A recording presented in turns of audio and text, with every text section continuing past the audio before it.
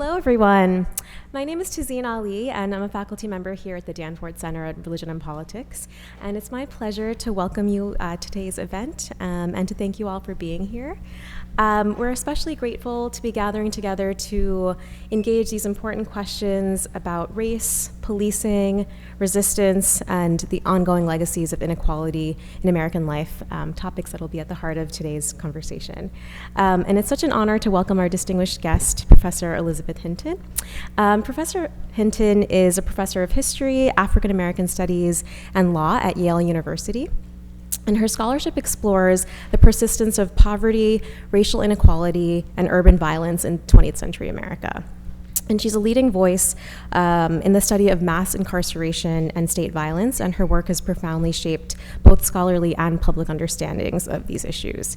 Her first book, From the War on Poverty to the War on Crime, The Making of Mass Incarceration in America with Harvard University Press, examines how federal law enforcement programs introduced in the mid-1960s transformed social policy, expanded policing in low-income communities, and helped drive the growth of U.S. prisons.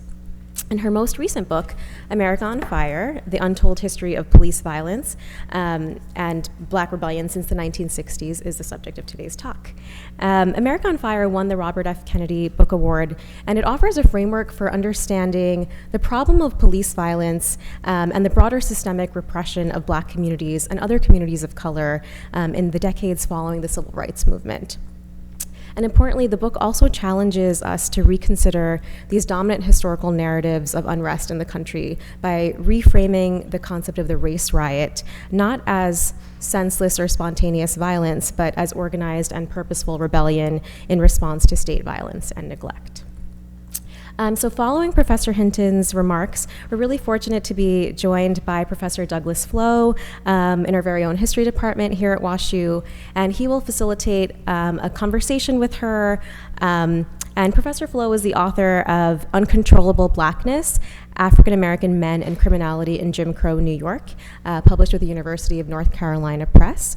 And his book is a really powerful study of how racialized policing, structural poverty, and ideas of masculinity shaped the lives of Black men in early 20th century New York City. We're so grateful for his presence and expertise today. And so to give you a sense of how this will go down, we're going to begin with Professor Hinton starting us off with remarks on her book, followed by a conversation between her and Professor Flowe, and afterward we'll open up the floor for questions from the audience, and then finally we'll hope you'll all join us for lunch just outside of this room and continue informal conversation. And before we begin, I just want to extend my sincere thanks to my colleagues at the Danforth Center, especially Hannah Pierce and Deborah Kennard, for all of their work in organizing today's event. So once again, thank you all for being here, and it's now my pleasure to introduce Professor Elizabeth Hinton.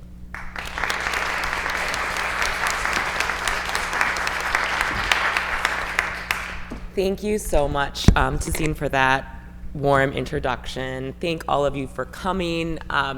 It is a true pleasure and honor to be back at the Danforth Center. I really love it here. I want to thank Deborah Kennard for all of her work in putting this event together, and also this evening's event. Hannah Pierce for helping to take care of all the logistics, and of course my dear friend and colleague Douglas Flowe for being willing to be in conversation with me today. I'm really excited about it, and it's an honor to get to talk with you. Unforgivable Blackness is one of my favorite books in the field, and also, like me, really trying to uncover through archival excavation a kind of history or the process of criminalization. So before we get into conversation with Professor Flowe, I just thought I'd give you a little bit of background in terms of how I got into this book project, America on Fire, and what the kind of big interventions are. But for that, I kind of got to go back. I'll do this a little, give you some more personal information to my childhood. So I am a child of the 80s. I was born in the mid-80s at the height of the war on drugs and in the Reagan administration. And the kind of rhetoric and discourse of the day around locking people up, around gang violence, around the kind of fear-mongering in the media, very, very much shaped my childhood and upbringing. And so against the kind of backdrop of the rhetoric, right, the policies of the war on drugs were playing out within my family. I had family members who were addicted to drugs, family members that were going in and out of prison throughout my childhood and throughout the 90s. And I always felt this sense that there was a disconnect between the rhetoric and the kind of context through which my family members were susceptible to drug addiction and incarceration. In the early 2000s, I started visiting family in prison. My stepfather was incarcerated and started visiting him. He was incarcerated in the California system. I grew up in Michigan, and started having conversations with him and family members of his, my extended family, about the forces that led them to prison, about the forces that led them to gang violence. And these conversations profoundly shaped my research questions moving forward. When I got to graduate school, in my first semester of graduate school at Columbia University, when I went to graduate school, I wasn't exactly sure what I wanted my dissertation to be, what my research topic was going to be. I knew I was really interested in these questions of violence, and I wanted to historicize the Crips, the Crip so-called gang that started in Los Angeles, in part as a way to push back against those narratives that so kind of structured my childhood, right? There were no the explanations for gang violence were entirely pathological. They hadn't really been taken up by historians. They hadn't been shown as something that was part of a historical process, and they were almost treated by the media and other scholars at the time in criminology and sociology and political science as the kind of inevitable development of what happens when a bunch of poor Black and brown people get together, right? So we didn't, drive-by shootings were treated as something that was like a natural occurrence, right, rather than being a historical development and historically distinct, since they are. So I quickly realized when I arrived at Columbia, I had a fantastic team of advisors there, but the department itself was very traditional, and I quickly realized that I would not be able to really graduate out of that program doing a dissertation about the Crips, in part because it would necessarily rely so much on oral histories and oral accounts. And so I kind of discovered that the archive to begin to answer that question in federal crime control policies that began during the Johnson administration. And my dissertation covered every single presidential administration from Kennedy through Reagan. And so that was the archive. My first book is based on my dissertation. I scoured and declassified everything that I could get my hands on, and that was released to me, dealing with questions of crime and drug policy at the various highest levels of government. And that book made, as I see it, two really important interventions. I think the one that it's most known for is helping to draw our attention to the very bipartisan nature of crime control policy. When I started researching the book in the early 2000s, the kind of narrative was that this was, or at least the narrative, the popular narrative and also the narrative among academics was that crime control policy was mainly an electoral device, that it was kind of exploited especially by Ronald Reagan in the 80s, and that it was just a way for Republican politicians to kind of rally up a white voting base. And when you actually look at the archives, you see that actually that's not true, that crime control is really like the domestic policy of the late 20th century that both liberals and conservatives, Republicans and Democrats agreed upon, and that the kind of major, most consequential pieces of crime control legislation emerged at the height of the civil rights revolution and progressive social change with the Great Society, with Lyndon Johnson calling the war on crime and beginning an unprecedented investment at the federal level into police and prisons and surveillance.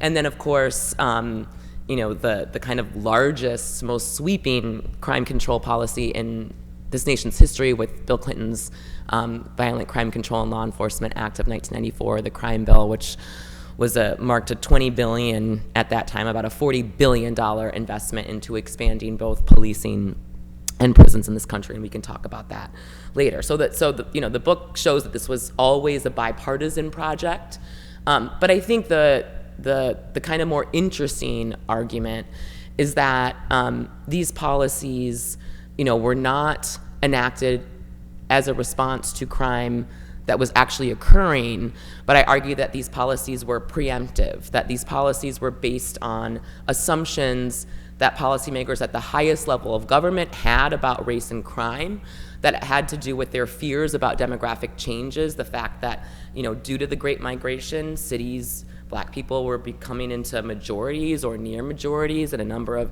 major cities.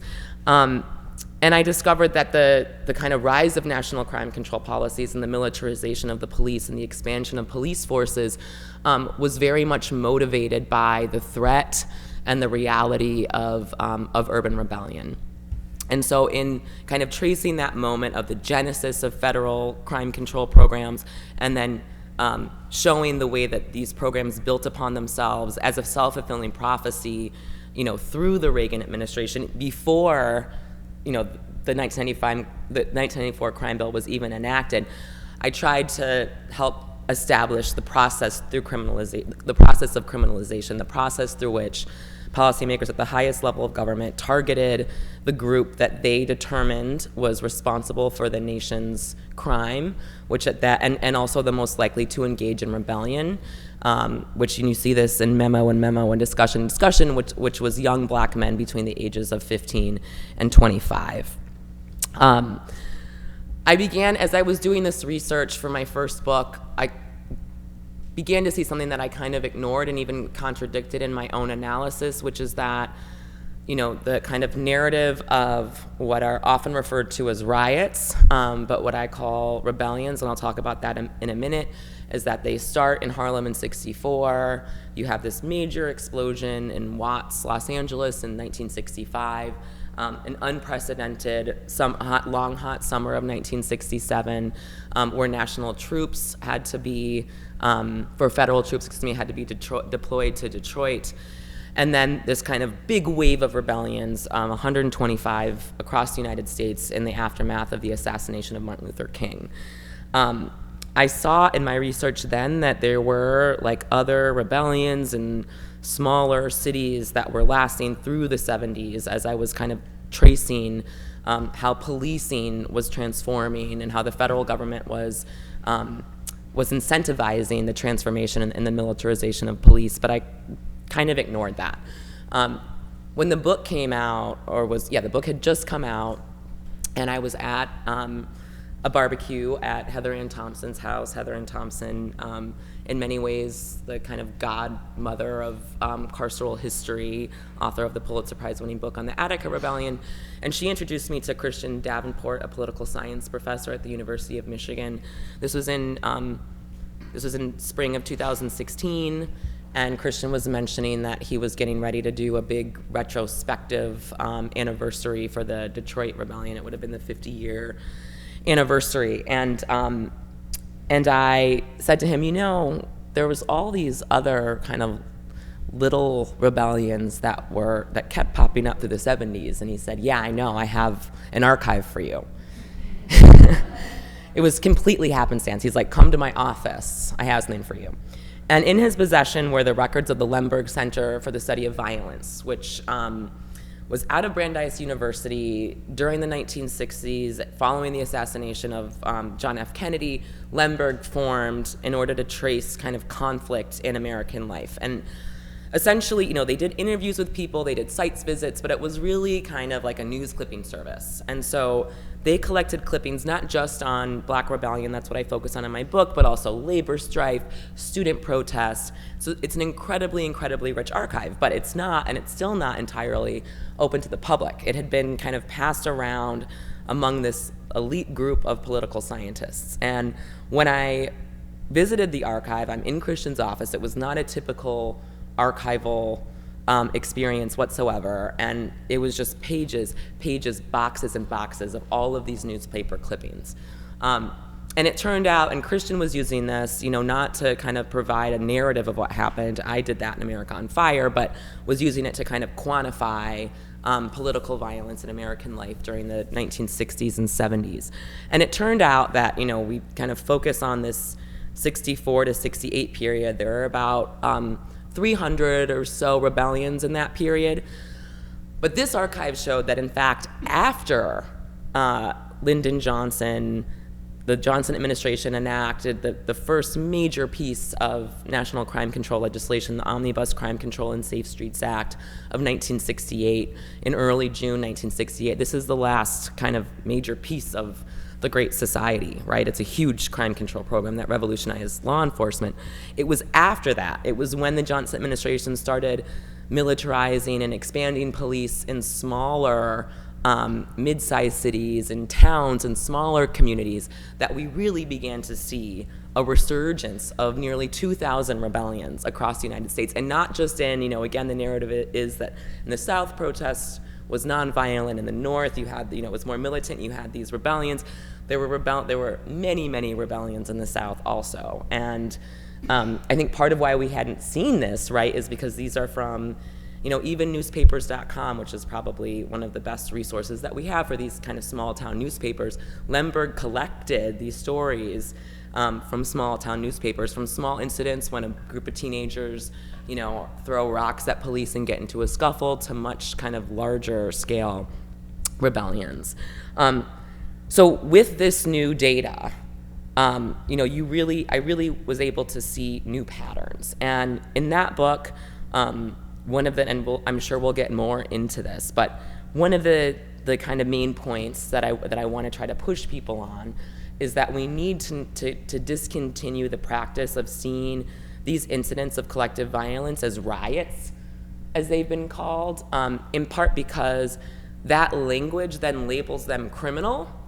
It makes them a criminal event, which means that then the only response is more police and more incarceration, which is, of course, the very thing that the people who participated in these events were rebelling against.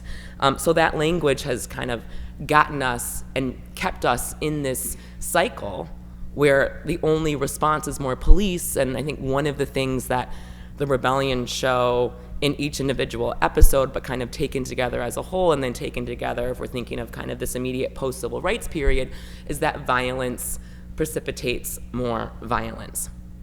And so if we want to break this cycle, one of the things is understanding what they were truly about. And with that, with the archive, you begin to see the rebellions more and more as a logical extension of the freedom struggle, as civil rights protests in the aftermath of Martin Luther King's murder, which is that for decades, for most of the 20th century, Black communities had employed nonviolent direct action protest. And the shortcomings of the civil rights movement, just like the shortcomings of Reconstruction a century prior, is that there was not, with political and civil rights, did not come an attendant economic enfranchisement. Socioeconomic conditions hadn't changed. There was not a job creation program that the Great Society enacted. The war on poverty did not address structural root causes. The war on poverty, in many ways, gave people kind of remedial responses when structural responses were needed. And so with this rising generation who had grown up, seeing their forebears protesting and seeing actually very little change in their everyday lives, they employed a tactic of violence, especially when they were being met by violence, by police who were patrolling their communities and integrated into their everyday lives in new ways. So just to kind of close, I see this work as part of a trilogy. So my first book establishes the kind of process of criminalization. The second book, America on Fire, really looks at how residents themselves responded to the expansion of policing and surveillance in their communities, and that was to engage in collective violence against external forces. And so, now I am kind of more positioned to answer that question that I initially came to graduate school wanting to answer, but really wasn't in a place to, which is how does that violence that in the 70s was more, the 60s and 70s, that collective violence that was aimed at external forces, namely the police and exploitative institutions, how did that turn internal to an internal collective violence where we do see the rise of weapons and by the 1980s semi-automatic weapons used, drive-by shootings, and amid the phenomenon of mass incarceration.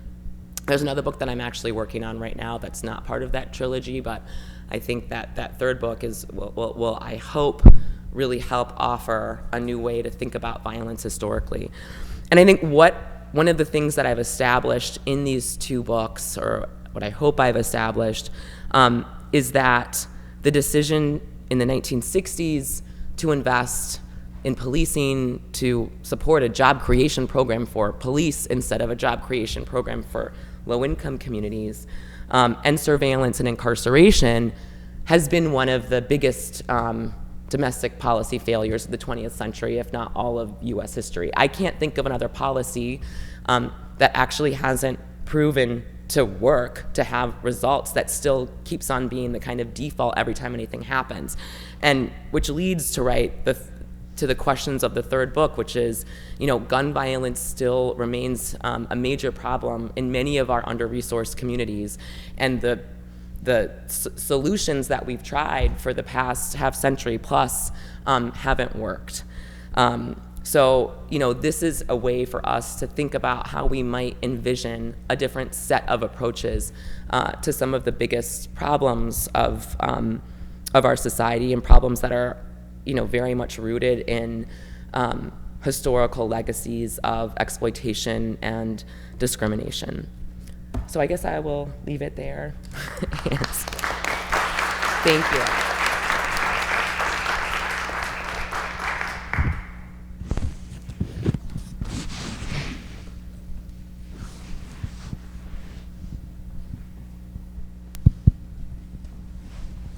That was wonderful. I want to first thank everybody for being here. It's really nice to see so many people. And I think I speak for everybody when I say that it's very nice to have you here and to hear about your work. I've always admired you as a friend, but also as a scholar. And I have really enjoyed how in this book, which I use your book for my race and drugs in American history course, race, crime, and American prisons course. And can everybody hear me pretty well? Good. Race, Crime, and American Prisons course, and I always liked how this book, and your other book, both books, tackle these national subjects, these national phenomena, and you do such a great job of making it coherent on a local level, right? Kind of zeroing in, especially, one thing that I like in this book is that you kind of take the focus away from some of the really big cities that we often think about when we think about these rebellions, and place it on mid-sized Midwestern cities and Southern cities and smaller places, and kind of show that there's like this rippling rebellion that's happening that continues after the 60s all the way up until we get to Ferguson, which is where you kind of end it. And so I loved how you make these coherent arguments about these really big subjects and bring them down to a level where it's really understandable.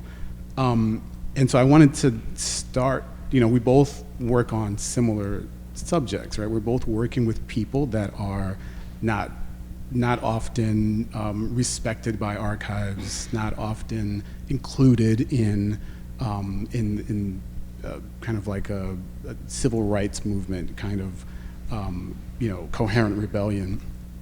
And so you use the word rebellion in the book and kind of put aside the word riot. And I'm thinking that in some ways, some people can argue that endows moments that are not necessarily inherently political with politics, and maybe to some extent romanticizes actions that people were not necessarily seeing as political action. And then on the other hand, rebellion can also actually reveal the politics embedded in a situation, whether it was inherently there or inherently thought of that way by the actor or not. So I just wonder what you think about that. You know, the replacement of the word riot with rebellion in the book. Thanks for that question, Douglas. Yeah, I mean, I think so. Part of it, one of the data points in the archive, and I think, you know, the effect of having these kind of senses and feelings when I was doing the research earlier, but then being confronted with, you know, thousands of newspaper clippings.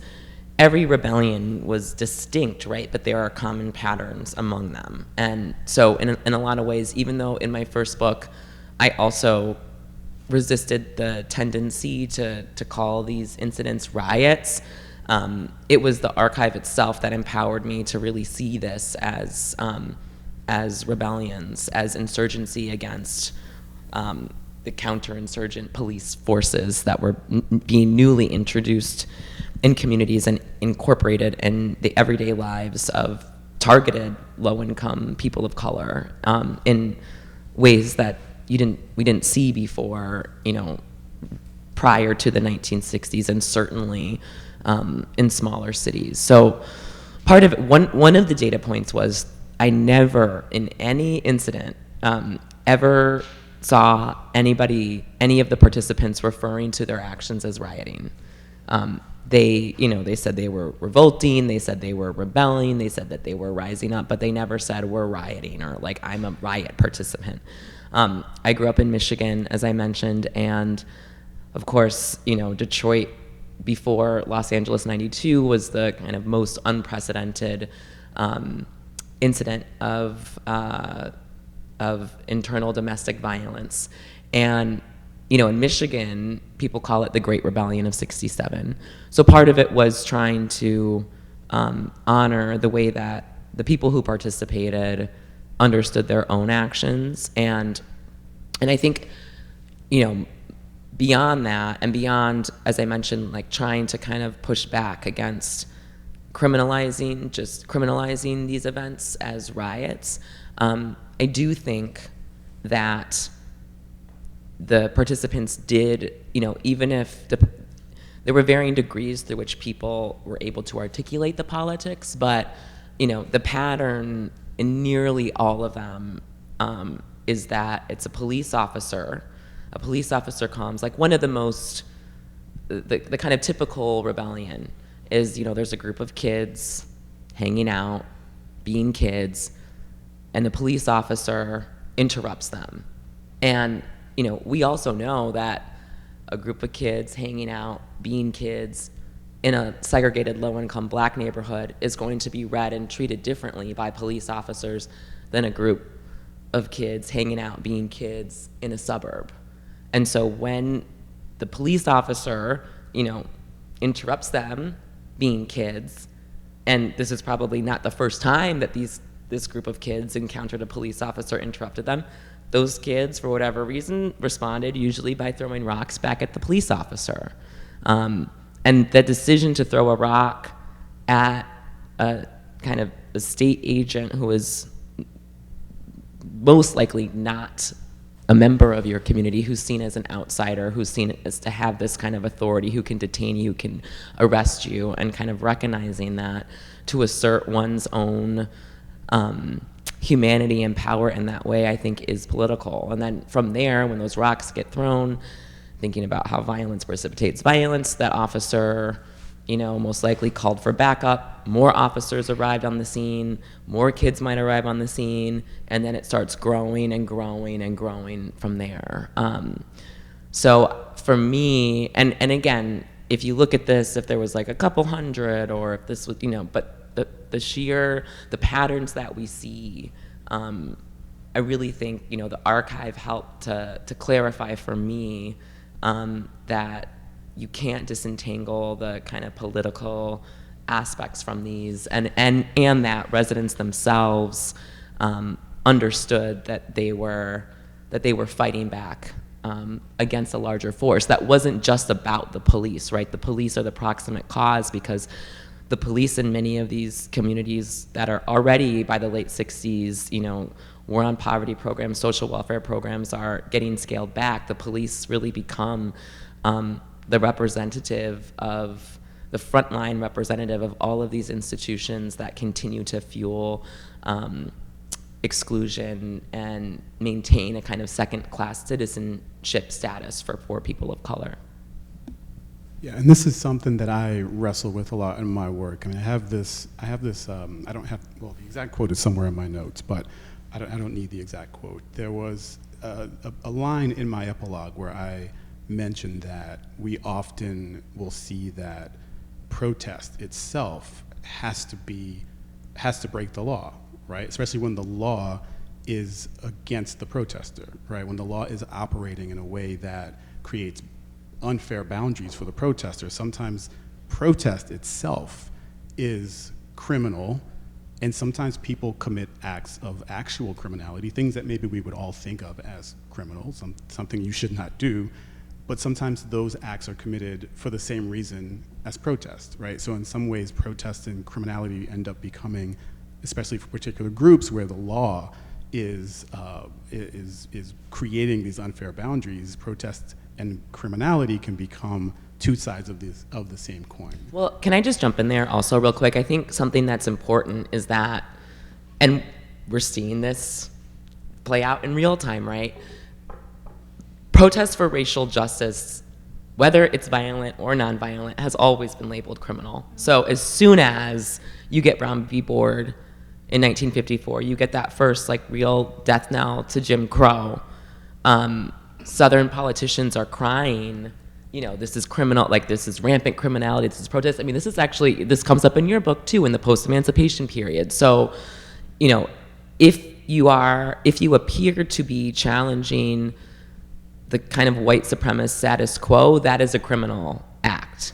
And I think we see this also then playing out, you know, in 2020, but there are plenty of examples today where, you know, 96% of the protests during the summer of 2020 were entirely nonviolent. But the police, and this is what makes that moment very different from the moment, the crucible period, as I call it, in the immediate kind of post-civil rights period, is that, you know, the police responded to nonviolent protests with violence. They responded by tear gassing protesters. They responded by arresting people. They responded in all kinds of violent ways. And as a result of that police violence, and this is also true in Ferguson in 2014, as a result of a violent response to nonviolent protest, then some of the protesters did turn violent. And so I think part of it is that these categories end up getting blurred when just the very fact of challenging, you know, a racial hierarchies itself is seen as criminal, and it itself is labeled criminal, whether or not you're, you know, as you said, like even doing anything criminal. Exactly. Yeah, and so this leads me to another question. I teach, as I mentioned, a class called Race and Drugs in American History, and we talk a lot about what, you know, the lead up to the war on drugs. And oftentimes we think about and these are like policies that you mentioned in this book and in your first book. We think about these policies that crafted the war on drugs in this very binary fashion that says, you know, there on one side there are the people who wanted these policies, and they're mostly politicians. They're in the administration. It's Reagan, it's Nixon, Bush, and then on the other side are the people who are the victims of these policies. But there's a blur there that we often forget about. That there were, you know, black local leaders. There were people living in some of these communities who, from our standpoint in history, we can look back and we see how the last 30 years played out. But they were living in these communities looking to, you know, to secure themselves and their children. And so in some instances, they supported the policies that we're now looking back on as problematic. So I'm just wondering how you deal with those actors in your writing. I really love that question. So the way that I think about it is this concept that I developed with Julia Lee Kohler-Hausman, who's a fellow kind of historian of the carceral state who's at Cornell, and Veshla Weaver, who's a political scientist at Johns Hopkins. And we call this phenomenon selective hearing. We wrote, so during the 2016 election, when Hillary Clinton said, when she was trying to kind of defend Clinton and her stance on or support of the crime bill, which now both of them, regret and admit went too far and was a mistake. She said, well, we were doing what the Black community wanted, and like this was democracy at work. And we were like, no. You go to the archive, and you see that Black people. So there's like two questions here. One is, Black people, poor Black people, Black middle class, Black elites have made all kinds of demands on the U.S. state historically. And why is it that the only demand that gets taken up is one, in this case, like harsh sentences, punishing people, and more police officers? Out of all of the demands that we've made, the demands that I talk about in America on Fire, the demands of the civil rights movement, and the demands of the post of the Reconstruction period. So that's what actually gets taken up. So that's one side of the question. The other is, we call this concept, this dynamic selective hearing, and we talk about examples across the 20th century, but really focusing on some of the debates that occurred with the Congressional Black Caucus and policymakers during, as the crime bill was being considered in Congress. It's selective hearing in the sense that when you hear, middle class Black people who are very much responding to, the reality of crime and gun violence in their communities, and also the reality that because of segregation and because of wealth gaps, many middle class Black Americans are, really unable to leave neighborhoods with high rates of crime where there are lower income people. So there's more of many segregated Black communities end up becoming more mixed income. So that's another thing that's happening here. But we asked, when these Black politicians, when middle class Black residents and church leaders are saying, we want better policing, we want better ways to deal with these problems of drug abuse and gun violence and crime and not feeling safe in our communities, policymakers hear, instead of we want better policing, we want better solutions, they hear more policing, harsher sentences. They're not actually hearing what these middle class leaders are saying, and then it gets kind of misconstrued as, well, this is what people wanted. I mentioned briefly another great example of it. The book that I'm working on right now kind of brings me back. There's not that much federal policy in America on fire because it's much more of a kind of an episodic narrative of different rebellions, mostly in this crucible period, but I take it through the 20th century. The book that I'm writing that's not necessarily part of the trilogy is a history of the federal crack cocaine sentencing disparity, and it brings me to the Clinton administration, which is fascinating, as I said in my opening remarks, for many reasons, but I didn't touch Clinton in my first book. And during the Clinton administration, there was a new opportunity once research had come to light showing the really alarming racial disparities in the federal sentencing policy for crack cocaine. So basically in the 80s, Congress established 100 times harsher penalties if you had or equal penalties for a couple sugar packets worth of crack versus a cup of powder cocaine. And then with that, over the kind of nearly 10 years of development of that policy, only Black people, in many places exclusively Black people, were being adjudicated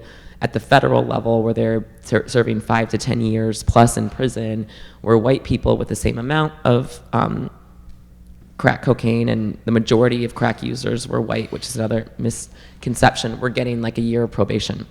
But one of the arguments that, there's a big debate in October 1995 about this when Congress is reconsidering it, And it's this wonderful moment in Black history where like members of the CBC, John Lewis, Maxine Waters, others are, you know, on the House floor saying, this is not what our constituents want, you know, like, yes, crime is a problem, but this is not how we deal with it. And basically the Republican Congress people saying, well, this is for your own good. This is for the good of Black people. This is the only way that we can deal with crime. So those needs have been more complex than I think a lot of it has been discussed. And the way to understand it for me is that, you know, the kind of diversity of Black voices and approaches and solutions to these problems are selectively heard by political and economic elites. Yeah, that's such a great way to think about it, and I really like that answer as a way to acknowledge both parts of the Black community, right? I mean, many parts of the Black community, but on one side you have people who you know, are advocating for a more punitive policing, and you have people who are not. And there's this selective way in which that debate was read, and not only by historians but also by people at the time. And in order to kind of justify or further justify selective policing, yes. Right? And you mentioned something about this that, you know, not to turn this into a conversation necessarily about our current situation, but just, you know, selective policing and kind of like creating a rationale for kind of preemptive policing. Yes. By focusing on a particular group, right, which is what's happening right now with immigration, right? I mean, like kind of creating these crimes or focusing on a small crime and magnifying it, or creating the idea that a certain crime that is happening maybe on a very small scale is happening wide scale in order to justify a larger type of policing, right? And the same thing was happening then, and it's happening now. You mentioned the archives at one point, and I really want to make sure we get to talk about this before 2 minutes. Okay, I want to make sure we get to talk about this before we open up for questions. I deal with this a lot in my work, right? I'm looking at materials like prison documents, prison files. I'm looking at trial transcripts, parole documents, all of which were created in this panopticon-like environment where the subject I'm trying to hear whose voice I'm trying to hear is surrounded and forced into a situation where they're having to use certain types of rhetoric in order to, you know, get out of prison or to not get arrested or to not be imprisoned in the first place. And so then you have to kind of think in these really complex ways about how to use these documents. How much do you trust documents that were created within that context and then curated by these repressive organizations, right? And so I know I dealt with that a lot. I'm wondering how you found that to be dealing with these archives and having to often trust materials created in those environments and curated by these organizations. Yeah, so, I mean, one of the advantages of working in the late 20th century is that you can also do oral histories, which you don't, presumably most of your subjects are no longer with us. So that's one of the things that helped. That's one of the things that really helped me in writing America on Fire, interviewing participants and getting their story outside of the news coverage, which itself is like very often, you know, written just by police accounts and but through that, you know, that's where you can, and some reporters were way better than others, and some reporters talked to people and printed those quotes. In some ways maybe to scare their audience, but in other ways maybe to add a layer of complexity. So I think part of it is always kind of reading against the grain, and I think one of the reasons, part of what I really love, at least in my project, in looking at these kind of like high policy makers discussions in the executive, right, about crime control, is that task, and there are different challenges depending on what, you know, whose administration you're looking at, because they all frame them in very particular ways. But part of that task for me was, how do you, in kind of language that is race neutral, or that is seeming to be race neutral, how can we analyze the discriminatory or racist intent that is embedded even when race isn't being discussed? What are the code words, or what are the new scripts or languages that are getting deployed to talk about a certain group of people without evoking race? And I think, so part of it is kind of like reading against the grain, as they say, to uncover that, which can be challenging. But you can't rely on kind of like one. I think the other key is trying to rely on, and you do this, like not just rely on the state archives, but to try to fill that in as much as one can with the voices of the people who are at the heart of the story. And even if sometimes many of those voices you recover through these archives themselves.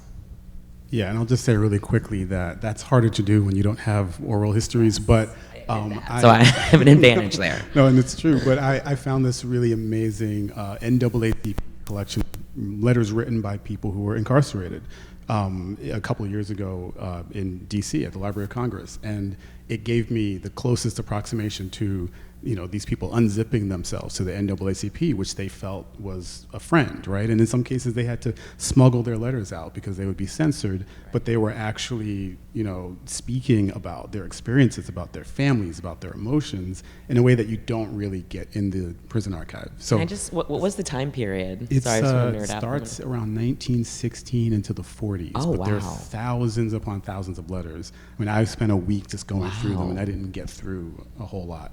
I was looking mostly for stuff from New York City, so that was also part of it. But yeah, it's all over the country. Sounds like a good dissertation if anyone's looking for a topic. It's really great. Thank you both so much for such a rich and thoughtful conversation. I think it could easily go on for another few hours.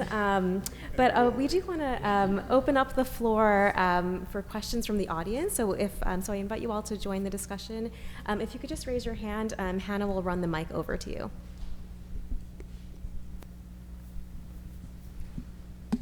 So I've been involved since the Civil Rights Movement, but more recently with Michael Brown. So what I witnessed was, and here it is, this young man laying on the pavement for 4.5 hours. When mom shows up, police restrain her. When dad shows up, they don't tell him, and he has to recognize it from the ball cap laying on the pavement. Now that was televised, and yet collectively us whites bury that part of the story. It was televised. You want to debate Michael Brown's story? Why don't you even cover that? And so what I would do, you didn't really talk about the media, which then facilitates, and then long term you got to go dig out archives, but why couldn't we get the truth at the time? Yeah, that's a great point. I mean, in some ways you answered your own question. I mean, the media, I think, in part has, and some of the coverage of 2020, one of the things I did notice in 2020 is that there was, at least in, even like the mainstream moderate media, there wasn't a rush to call what was going on violent. Although, partly because the police have a monopoly on violence, and this is kind of finishing the thought that I started when I was talking about the protests in 2020 being nonviolent. When we see the images of police tear gassing protesters and beating protesters and arresting protesters, the implication is that the protesters were being violent, even when they weren't, and that the police responded in kind rather than the police, basically behaving in unconstitutional ways and arresting completely nonviolent protesters. So I think, it's the media that continues to perpetuate this narrative where, the police have a monopoly on violence. We assume no matter what, the police have best intentions and that they're acting in kind,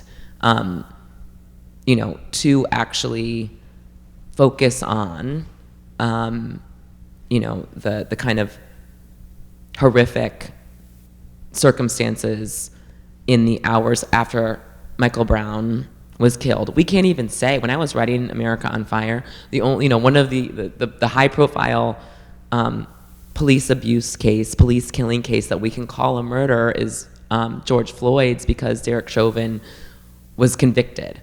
So when, we can't even call these horrific incidents of police abuse murders legally, because of the monopoly on violence and because of the kind of qualified immunity that police always get in these situations. And the media is very much a part of continuing supporting that narrative for the most part. I think that there are some independent media sources and places like Democracy Now! Where you might get a more like robust story, The Guardian, Al Jazeera, but certainly in the mainstream media, you're not going to get that kind of pushback or even that kind of coverage that show police in a negative light.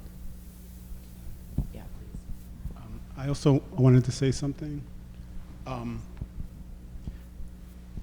So many of you probably remember that within the week or so after, maybe the weeks before or after Michael Brown was killed, there was someone killed in the city named, I hope I'm saying his name correctly, Kajemi Powell.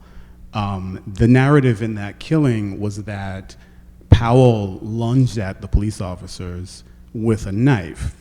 And when you go back and finally someone who took a video of that event, when you go back and watch that video, when it finally came out, it's clear that he didn't lunge at anyone, right? He was actually far enough away from the police officers where they should have felt safe, but they shot him multiple times and they continued shooting after he was on the ground. You can see it in the video, which is very, very difficult to watch. But the difference between the narrative that the police told and what we saw in the video is something that has been going on for a very long time, but that we don't always get to see that video.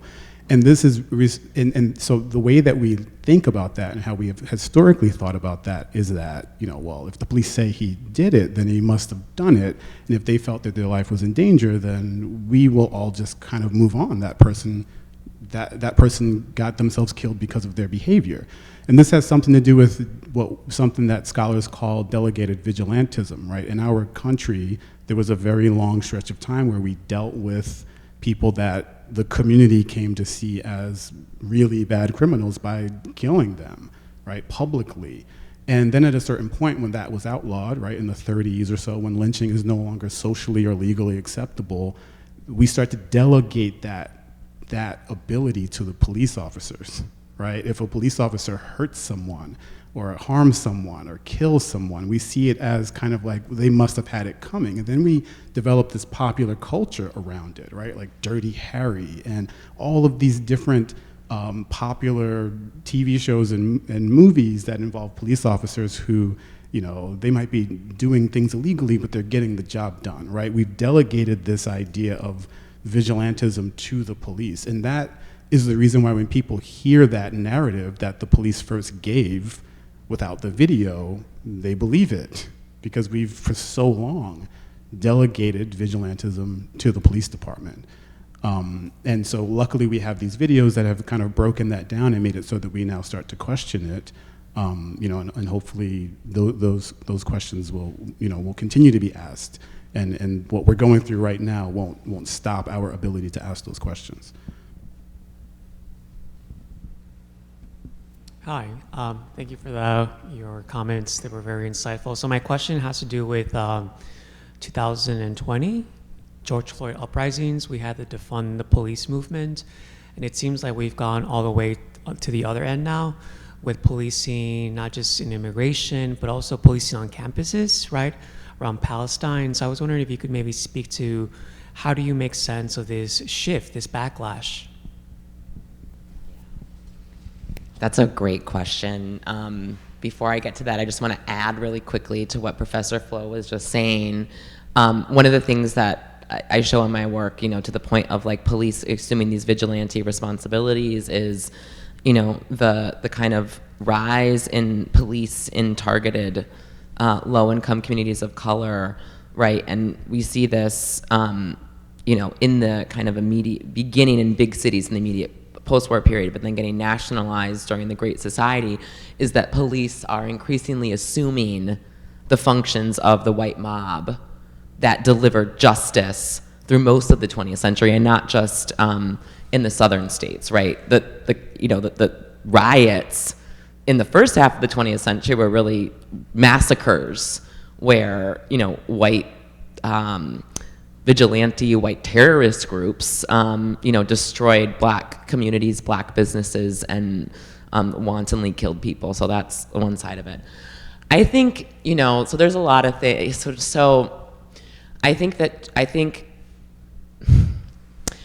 this also animates the questions of my work. I think one of the big questions in U.S. history, from the perspective of political and economic elites, has been, what are we going to do with free black people? Essentially, like, what is this country? Is this country a white Christian nationalist republic, or is this country a multiracial democracy? And I think that's been debated throughout this history. And because it's been a debate, we've never fully been a democracy in this country.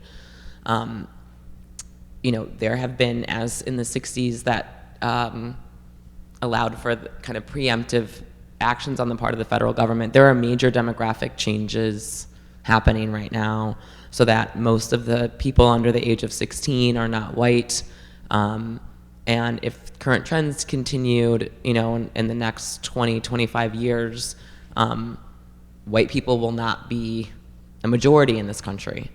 And so there are two ways from the perspective of white political and economic elites to deal with that. Like, do we then just continue to allow the Constitution to play out and become a robust multiracial democracy, or do we double down?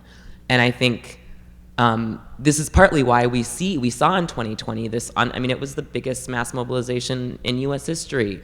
I believe it's like 20 to like 26 million people came out, and for racial justice, demanding that Black Lives Matter, and not just in, Black and brown communities, but many of these protests took place, most of these protests took place in majority white communities, and some of them in communities, some of these protests for racial justice in communities with very little people of color at all. You have, all of these books about racism, white supremacy, inequality topping the New York Times bestseller list. And you have, I think scholars have worked for decades to kind of get people to understand systemic racism, what it is. And out of that summer, people started talking about systemic racism. These discussions were being had. There was like a real reckoning with the history of racial exploitation in this country. And I think that was very scary. That was very, very scary to people who do not want to see this country as a multiracial democracy.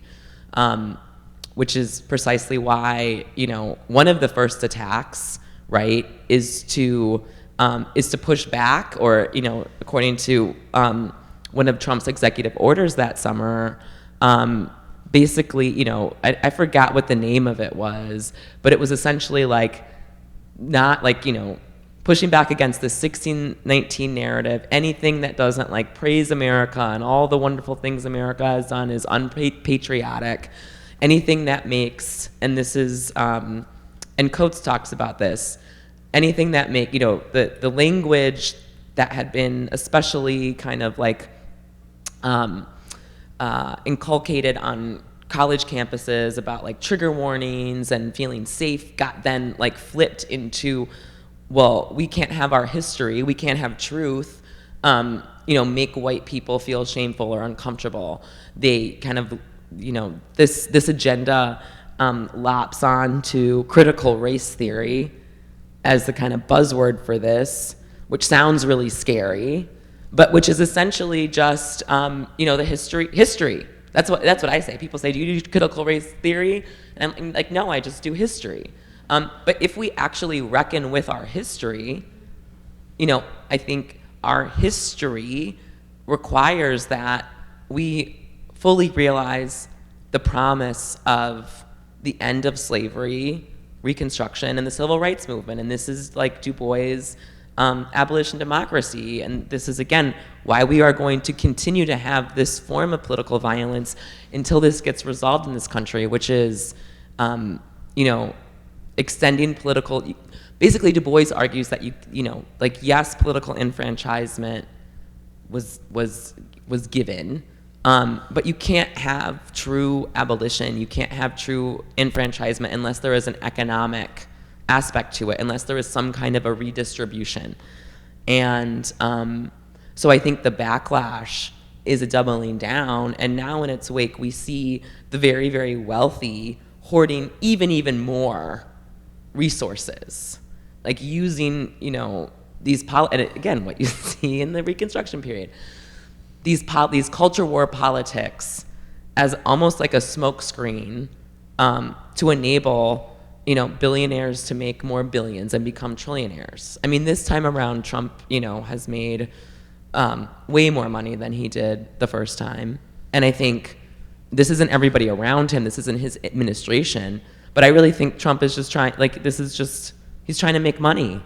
And these culture wars and the kind of like sensational aspects of it are a great way to make money. And now, I mean, to your earlier point, Professor Flowe, like, he's, the old rhetoric, like watching his State of the Union address last year was surreal to me, because he's using the kind of like the fear-mongering, savage rhetoric.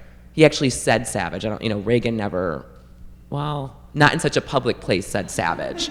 So he's conjuring, the same fear up that caused me to, as a child hearing this, that like kind of awoken me to these problems in the first place, to then both like establish a fear of migrants and then to tie it back into the chaos of the nation's cities. So I think one of the things, in terms of like preemptive policy, I write about in The War on Crime, how federal policymakers basically, label any, especially young black boy between the ages of 15 and 25 as a potential delinquent or susceptible to delinquency. They're probably going to go on to commit a crime, so we need to arrest them before they do. It's the same thing here. Now, if you're a migrant, you're a potential criminal, even though we know that crime rates are very low among it's a myth-making that continues, and similar to the media question, like, that continues to polarize us and divide us to stave off the inevitable, which is multiracial democracy. Yeah, just really quickly, I'll just say, unfortunately, as unusual as everything that's going on now seems and is, there's also this very familiar story, in it, that whenever we have these moments of racial progress, like we did in the Reconstruction period, like we did in the early 20th century, like we had after the Civil Rights Movement, there comes this attempt to correct it, right? And as many of you know, the new Jim Crow, right? Michelle Alexander's argument was very useful in this regard, in that she was talking about these recurring racial caste systems that get recreated every time one is dealt with or to some extent weakened. And what we're seeing here is just simply put, that the new administration is trying to recreate the racial caste system. I like what you said about, when if we have free black people, how do we deal with them? And we're still trying to answer that question, or they're still trying to answer that question. And in this case, when Trump makes this, I think in his first administration, or maybe it was sometime in between, maybe he did it multiple times. He makes this pronouncement about, if you're a police officer, like, do whatever you want, right? Like, hit his head when he goes in, or like whatever. And this is one very public, maybe there are a lot more not so public, but he doesn't seem to be able to keep things from being public. Public way of just saying, let's recreate this racial caste system. How do we do it? How do we do it now in a way that, we can always manipulate the wording in some way to just say we're not doing that, and in some cases not manipulate the wording and just straight up say it. But that's what's happening. I try to, thinking historically, I try to remain optimistic that, this is a moment in history, and there will be more moments in history, and history has a tendency to change. But yes, I mean, we're looking at this like attempt to force a new racial caste system back into place, especially after so much of it has been contested over the past 10 to 15 years. Great. I think we have time for one more question in the back. Hi, thank you.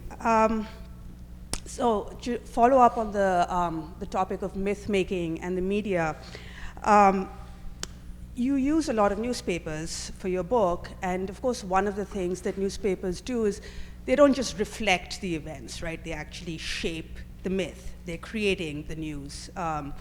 And in doing that, they tend to localize who the actors are and what they're asking for. And that's what I was thinking about, with the concept of rebellion. Since the 60s to the present, so much of the rebellion that we saw in the United States was also an anti-imperialist rebellion. And it was very much fueled by, for instance, the struggle against apartheid.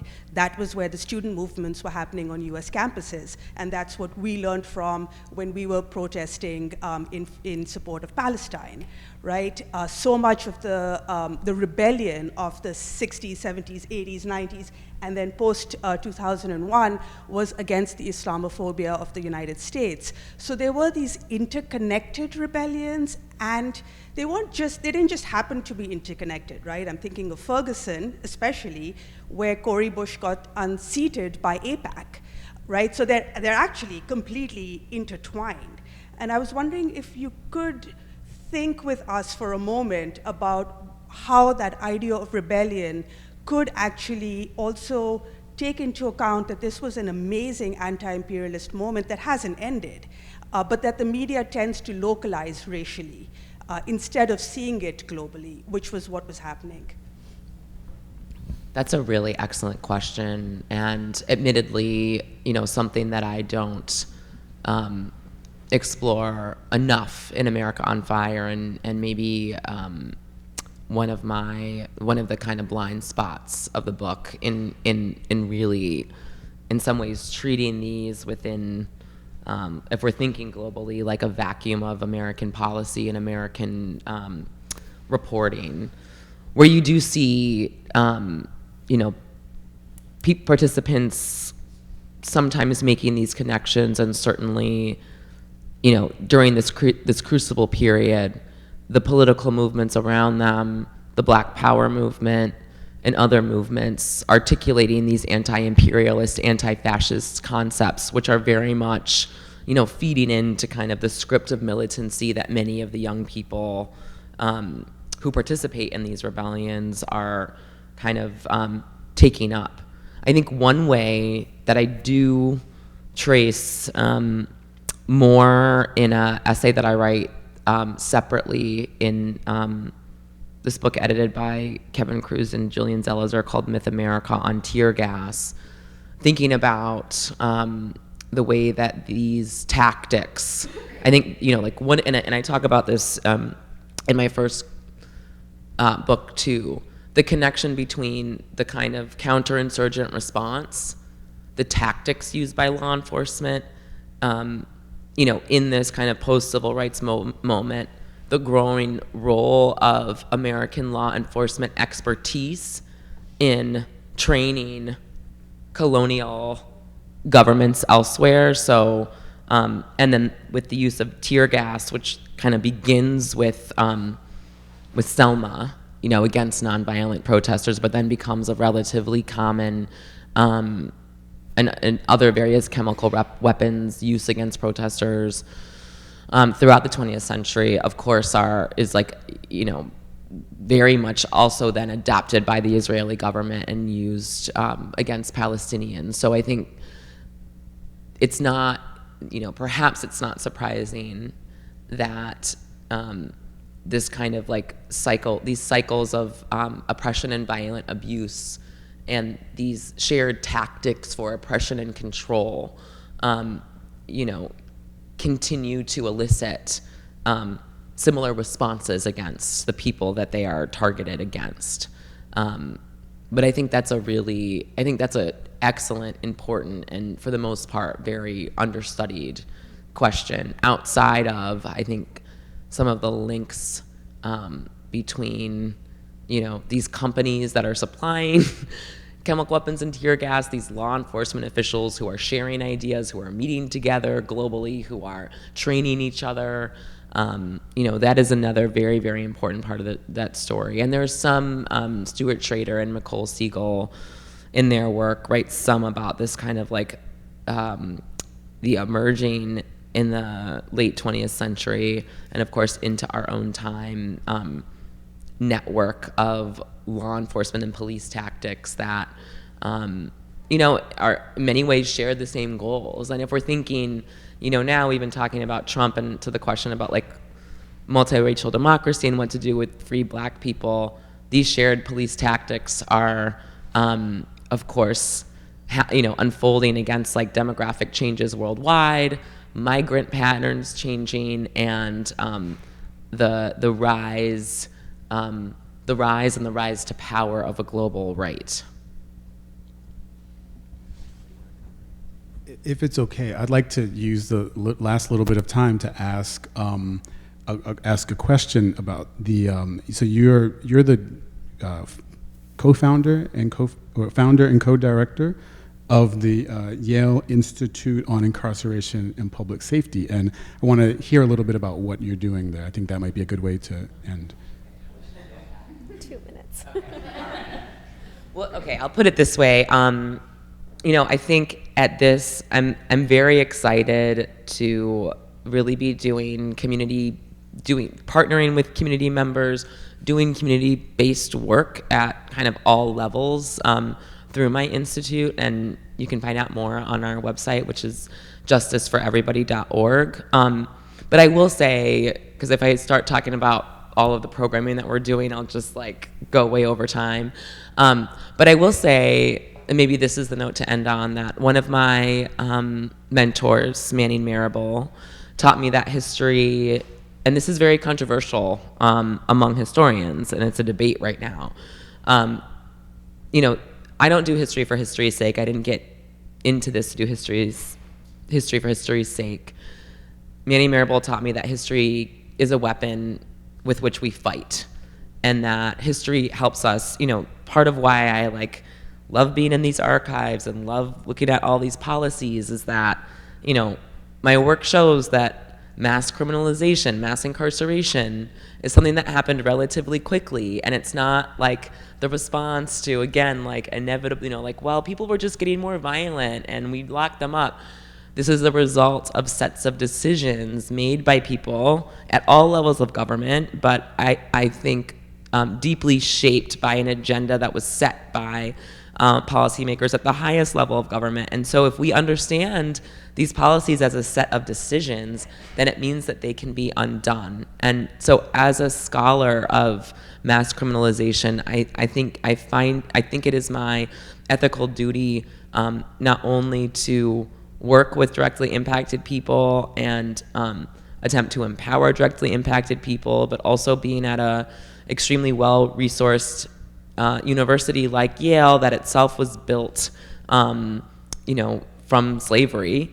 It's my responsibility to help kind of try to redistribute resources back to communities, and in Yale's case, our community of New Haven, which is a community with high rates of poverty and very high rates of gun violence. So I'm excited in this new work to be able to begin to help actually realize a more just and equitable society beyond just what I type on my keyboard. Thank you, Professor Flowe.